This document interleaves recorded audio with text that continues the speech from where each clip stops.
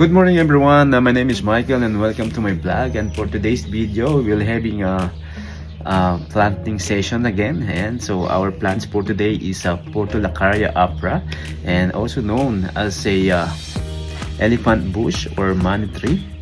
Yeah, this is a low maintenance succulent shrub native from South Africa. Ayan mga lods.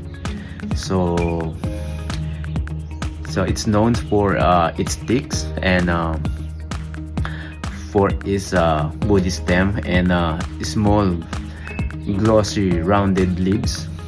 Ayan mga lods. So yan, napakadali niyang paramihin. So I remember yung isang halaman na kinakain namin noon na ginigisa namin sa itlog, and we called it marigoso, kung alam niyo yun mga lods. So parang ganito yung kanyang tabas, pero mas maliliit yon, hindi siya mataas, parang pagapang lang siya sa lupa. And ginagawa namin doon, pinipitas lang namin yung mga talbos niya, and then pag nakaipon kami ng halos kalahating kilo, so that's enough na para igisa namin at para pang-ulam namin. Napakasarap niya mga lods. Kung alam niyo yun, tinatawag namin yun ng marigosa. Parang damo lang siya na tumutubo sa paligid ng bahay.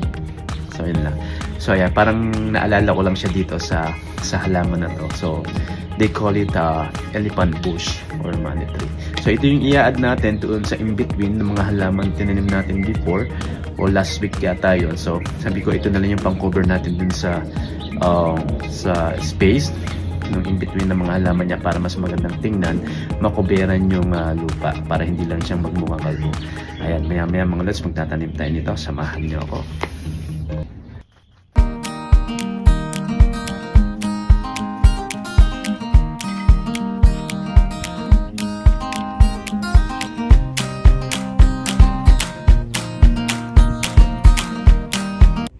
Diyan natin ililipat ang ating mga elephant bush.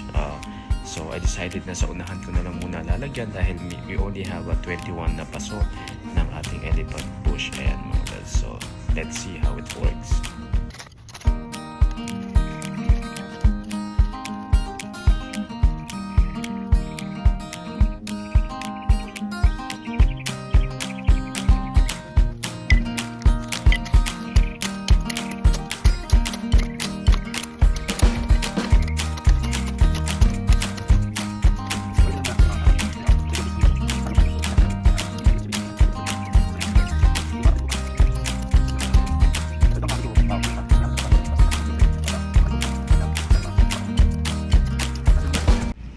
So ayan na nga, nagtatanim na tayo ng ating elephant bush. So hindi siya kailangan na malalim ang kanyang pagkakabalon dahil hindi naman siya masela na halaman. So ayan mga lods, continuous tayo sa ating pagtatanim hanggang sa mapuno natin yung buong area. Ayan. So sinukat ko na siya kaya sigurado na magkakasya siya sa buong area natin. Ayan mga lods, you can see. Napakadali niyang hugutin sa kanyang paso at napakadaling itanim. So ayan ang ating proseso.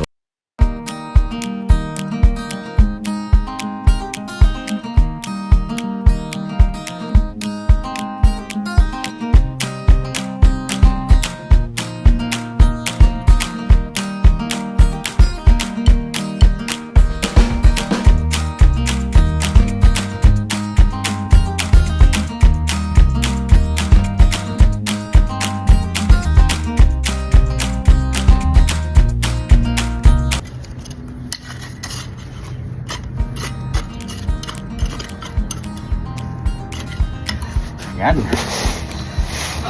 One more for here. And that's enough. And then meron pa doon natitirang ilang piraso. So pag-iisipin na lang natin saan ko siya pwedeng ilagay. Okay? This is a final one for this round. And that's it. So yung damon to mahirap patayin eh. Kapag kahit hugot mo na yung ibabaw, kasi yung kanyang ugat nakabaon sa lupa, tutubo at tutubo siya kahit ano mangyari. Parang ito yung taong may inggit sa katawan eh, yung kahit anong mangyari sisirain niya yung taong kinaiinitan niya. So ito yung hanggat, kasi yung ugat niya ugat niya, andun yung inggit sa katawan, sa ugat. Kaya hindi siya nawawala. Ano? Kaya iwasan yung mga gantong klaseng tao, mga gantong damo. Okay? Ugot pa.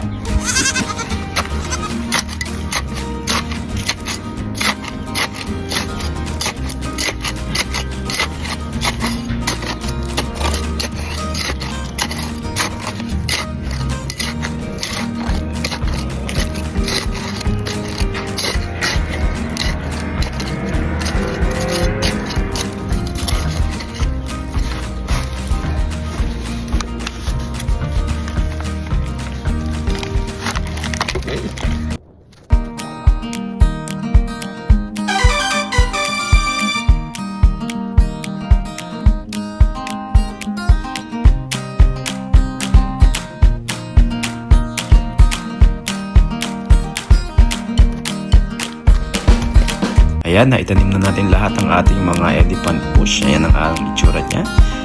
Maganda mga lods. Napagkasya natin yun na 21 na paso na elephant bush. At syempre, after that, kailangan nating piligan. Sana all nakakadilig. Ayan mga lods. Wow! Buksan na natin yan ating gripo using yung hose natin yan para makabot ng tubig.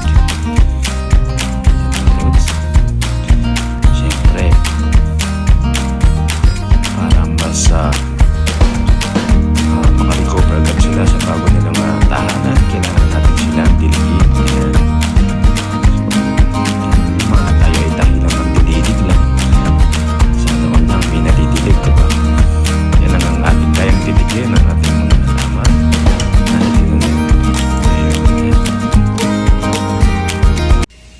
Ayan mga lods, syempre pagkatapos natin magkalat, tayo naman ay maglinis na ngayon. So nag-blower tayo ng mga tuyong dahon at inayos natin yung mga kalat na ikalat natin dyan kanina. So yun mga lods, let's have a final look sa tinanim natin kanina. Ayan. So yung ginawa natin kanina. So ayan, so marami pa rin space.